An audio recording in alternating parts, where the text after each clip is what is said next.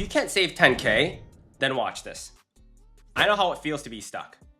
Every paycheck comes in, and then it's gone.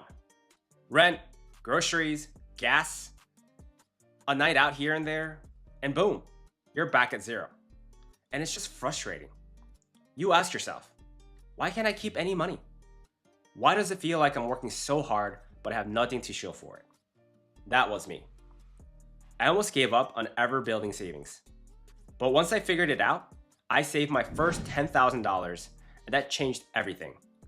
It gave me a cushion, it gave me confidence, and it was the start of building real wealth. In this video, I'm going to show you why most people never save $10,000, what I was doing wrong, and the 5 steps I used to finally make it happen.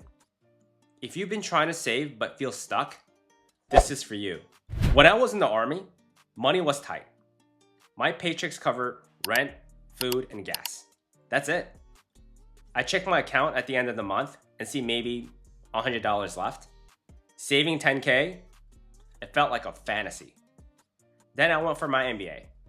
Between tuition, rent, and random living costs, my account was empty almost every single month.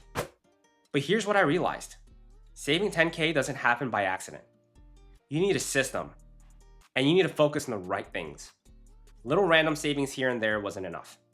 I needed real steps I could repeat every single month. The first step was cutting my biggest costs. A lot of people focus on tiny things like coffee or Netflix. That's fine, but it won't get you 10K. The big money is in housing, transportation, and food. For housing, I didn't upgrade when I started making more.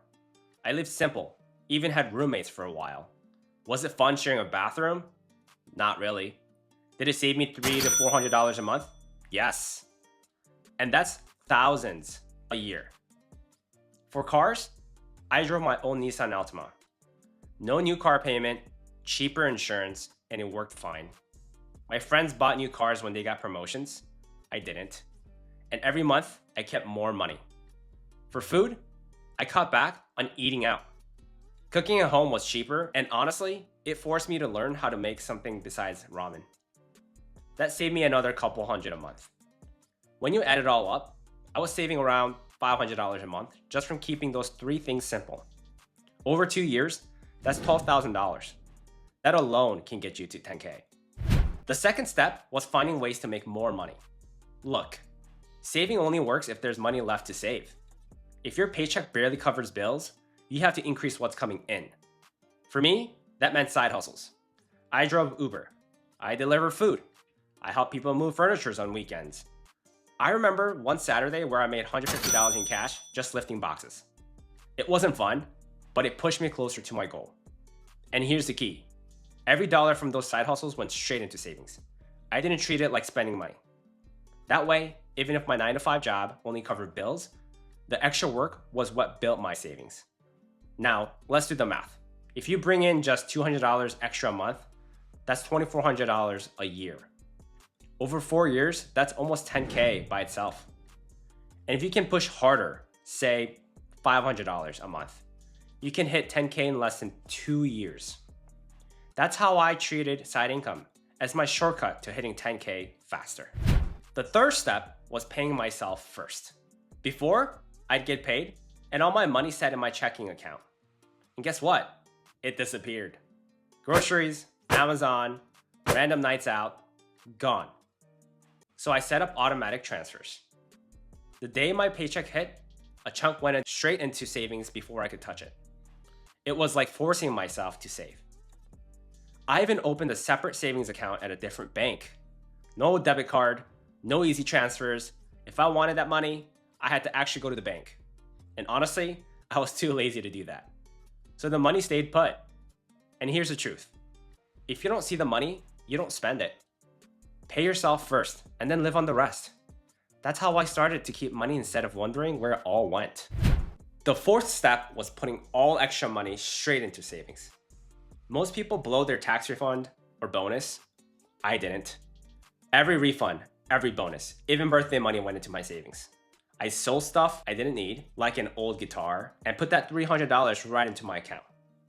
It didn't make me rich, but it shaved weeks off the time it took to hit 10K. The rule was simple. If it was extra money, it wasn't for spending. It was for saving. Those little boosts added up faster than I expected. The last step was keeping track so I can see progress. I made a chart and taped it into my fridge. Every time I saved another $500, I filled in a box. Watching that number grow kept me very motivated. Saving money feels boring when it's invisible. But when you can see it yourself, going from $500 to $1,000 to $5,000, suddenly 10K doesn't feel impossible. That's what kept me going when I felt like quitting. I'll be honest, I messed up along the way. At first, I dipped into savings whenever I felt short on cash. I also had a habit of rewarding myself too early. I'd save $2,000, then spend $500 because I thought, well, hey, I earned it. That slowed me down. The lesson? Treat your savings like it's off limits. Once it's in there, it's gone until you hit your goal. So here's how I finally saved my first 10K. 1. Cut big costs. 2. Make extra money. 3. Save before you spend. 4. Put extra money into savings. And 5. Track your progress. That's it. No tricks, no hacks, just simple steps that actually work. And once you hit 10K, everything feels different. You stop living paycheck to paycheck, you finally have a cushion, and that makes the next milestone, the 100K, way more possible.